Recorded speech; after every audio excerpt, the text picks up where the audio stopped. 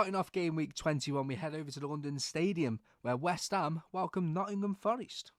This is a really, really big game for the bottom half of the table, really. Obviously, Forest sit in a position above. This is 17th versus 18th. And if Forest win this game, the gap just gets larger for West Ham. And I really do think if West Ham lose this game, if not before this game, if West Ham lose, Nuno's gone. And that's, without a doubt, Nuno is gone. Coming off a 3-0 loss, though, to Wolves, it shouldn't be happening. Not with the size of a club and the stature of West Ham should not be in the relegation zone. And they should not be losing to probably one of the worst teams in the Premier League history so far, Wolves 3-0. I could say the same about Forest. They've not been good in recent form, but they have played some tough teams. You have Fulham, Man City, Villa. I think they've even played Everton in there, but Everton have not been great recently themselves. But quitting the waffle, I don't think West Ham will win this game despite it being at home. I think Forest have a lot of good players still from last season, and I think it's just getting the team to click again, get the confidence back up for Forest, and they will start winning games again. So that being said, I do think Forest will win this game, and more pressure will be put onto Nuno, and I think they will win this comfortably 2-0. Moving on to the Wednesday matches, we head over to the Vitality Stadium where Bournemouth host Spurs. Bournemouth could be potentially without Semenyo this game, depending on how long it takes for him to move. Obviously, we all know it's inevitable that he's going to leave, possibly, well, it looks likely, to Man City. But nevertheless, I thought they were quite unlucky against Arsenal, only losing 3-2. I thought they put up a good fight. They played some decent counter-attacking football. They did the same with Chelsea, but they're still not winning games, which is a massive issue for them at the minute. And especially with West Ham playing Nottingham Forest, depending on the result of that game, if Bournemouth don't win this, they could see themselves slowly falling into a relegation battle, which is not what Bournemouth wants or need.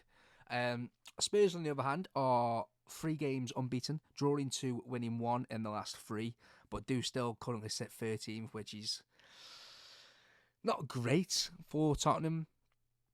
But if you look at them, they've played European football. They've just sold Brennan Johnson, which surprised me. He must obviously want to leave, but Thomas Frank isn't really doing a great job with them, not at all really. And I do think Bournemouth will get some sort of result from this game. I'm not going to say they're going to win because I don't think they'll win, but I do think both sides will draw. But I won't. You know what? I really wouldn't be surprised if it was like a 1-0 either side. But I'm going to go with a 1-1 for this one. Moving on to the third game of the game week 21, we head over to GTEC Stadium where Brentford host Sunderland. We just need to take a moment to talk about Brentford. What a job Keith Andrews is doing. Brentford sitting 7th as we speak right now, sit 7th in the league, and they're quite a few games unbeaten. But the form they have been on recently have been phenomenal. They're coming off an away game against Everton, beating Everton 4-2 at Hill Dickinson Stadium, which in itself is incredible. They beat Bournemouth 4-1, they drew 0-0 to Spurs. They have come out of nowhere and sit in 7th. I don't know where they've come from, but fair play to Brentford, not Bournemouth. Fair play to Brentford and Keith Andrews, and what a job he is doing. But they host Sunderland. Sunderland have been probably my favourite team so far this season. They also sit 8th in the Premier League. The only downside I'm going to say with Sunderland, though, they are drawing a bit too many games. They have drew the last 4. They're coming off, obviously, a 1-1 against Tottenham. But before that, it was 0-0 against Man City, which in itself is a really, really good draw. That being said, though, my prediction for this game is a tough one, really, because Sunderland are a really good side. Brentford have hit a lot of form. Brentford, obviously, at home as well. I don't want to go for another draw, because I predicted Brentford to draw 0-0 with Everton. I'm going to go with a draw, but it's going to be a really decent draw, and I'm going to go with a 2-2. On to the next game, we head over to Selhurst Park, where Crystal Palace host Aston Villa. Crystal Palace are another side that are fighting to get back into form. They haven't won in God knows how many, and they've dropped all the way down to 14th. A similar position to what Bournemouth are in, but obviously Crystal Palace are playing European football, but then you can't really use that as an excuse because when they play in the Conference League, they don't play any of the first teamers, so you can't use that as an excuse. But this will be a really tough game for them because they are welcoming Aston Villa. The sides will only lose, I think they've lost one in the last 12, I believe it is. Obviously 1-11, Arsenal breaking that streak. But obviously they're coming off a really, really good win against Nottingham Forest, 3-1. Played really well that game. But that being said, Selhurst Park is not an easy place to go. Oh, this is a tough one to predict, really, because it's Aston Villa. They've been phenomenal. Crystal Palace have dropped off the boil a little bit. You know what? My prediction, 2-1 Aston Villa. Moving on to the next game, we head over to the Hill Dickinson Stadium, where Everton host Wolves. Everton have had a little bit of a fall-off recently, only winning 1 in the last 5, losing 3, drawing 1. Obviously coming off a disappointing result against Brentford, conceding 4 to a Brentford side, which I've obviously, if you've just seen my prediction for Brentford, I've obviously praised them for how well they're doing. But conceding 4 at home should not be happening, especially with the type of team Everton are and the type of players they have at the back. They should not be conceding 4. Wolves, on the other hand, coming off an absolutely unbelievable win, 3-0 against West Ham. Could their season be revived from that win? In my opinion, no. I think they're already too far gone. They're already down. Maybe if they started winning, if won a couple of other games before, but they haven't. So, you know, it's if, buts, or maybes. It's never guarantees, and that's Wolves this season. So I do think Everton will win this game, and I think they'll win it quite comfortably. If it was maybe at the Molineux, it would have been a bit different, but it's not. It's at Everton. So I am going to go with an Everton win, but I'm all going to go with an Everton win 1-0. Moving on to the next game, we head over to Craven Cottage for a little bit of a London derby. We have Fulham versus Chelsea. Fulham are another side that have hit some decent form, a bit like Brentford. They're currently sitting 11th, coming off a really good draw to Liverpool, conceding in the 94th minute, and then Reed from out of nowhere. If you haven't seen his goal, go check out Reed's goal. An absolute screamer. Phenomenal from Fulham for even coming back and drawing the game 2-2, even that late in the game. But they have pulled up, I think it's 3 wins, 2 draws in the last 5, so they're unbeaten in the last 5. Chelsea, on the other hand, are struggling at the minute. As recording this, they're currently also losing to Man City, and they are gradually falling down the table themselves. They seem to have had that. They seem to have been fighting with Villa for that 3rd spot for a while, and then they fell off, and now they look like they were fighting for 4th, and they're not even looking like they're fighting for 4th. They're struggling for wins, obviously now managerless as well.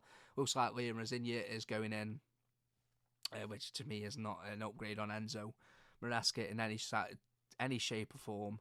But my prediction for this, I do think Fulham will get another result, but I do think they will draw. I do think it will be a 1-1. Moving on to the next game, we head over to the Etihad Stadium, where Manchester City host Brighton. At the time of recording this, obviously Man City are currently beating Chelsea 1-0 in the 75th minute. So that leaves them sat in second, still on Arsenal's tail. They can't really afford to drop any points no matter what. And when it comes to playing Arsenal, they've really got to beat Arsenal. But Man City are playing really well. They don't lose many games, and they are. I'm going to say I love the little 3 they've got in the middle when they have Foden, Doku, and Cherki, Haaland in front of them. It's such a beautiful watch. Cherki is such a beautiful footballer. Brighton, on the other hand, are coming off a much needed 3 points against Burnley. They really needed it. They hadn't won in a while. They've had a little bit of a drop off themselves, but they currently sit in 10th. So, you know, this season is that tight at the minute. A couple of wins could get you up there, and a couple of losses could get you down here. That being said, though, I do think Man City will beat Brighton. I think Man City will be too much for them, and my prediction for that will be... Do I think Brighton will score? I don't. It'll be a steady 2-0 Man City. Moving on to the next game, we head over to Turf Moor, where Burnley welcome Manchester United. I think at this stage of the season now, I think it's inevitable. You look at the league table and you see the bottom 3, and I think Burnley are one of them teams now that you can almost guarantee to be relegated. I think it'll be Wolves, Burnley, and then it'll be West Ham and Forest fighting out for it to be the other team to stay up. I really can't see a game where Burnley are next going to win, and I don't think it'll be against United, even though obviously United are struggling themselves recently, but they sit in 5th, and if you said United would be in 5th or finish 5th at the end of the season, to any United fan, they'd snap your hand off for it. But they've been struggling in the last 2 games, coming off 2 draws, one against Wolves, one against Leeds, games they should be winning. I know, obviously, going to Ellen Road for that rivalry they've got is always going to be a tough game, but they should be winning them type of games. And if they did win them type of games, they could be closer to the top 4 than they are now. But that being said, I do think they will beat Burnley, but it'll be somewhat of a tough game for them. I won't even be surprised if they draw, but I am only going to go with 1-0 for this game to Manchester United. Moving on to the next game, we head over to St James's Park, where Newcastle welcome Leeds. Newcastle coming off 2 really good wins to somewhat they needed in the season to get a couple wins under the bounce to start climbing the table, which they've done in a nice 3-1 win against Burnley and a 2-0 against Crystal Palace. 2 really nice wins. Currently sitting 9th, and if they can string a few more wins together, they'll easily climb the table and get back into them European positions where they probably should belong. Leeds, on the other hand, not going to knock them.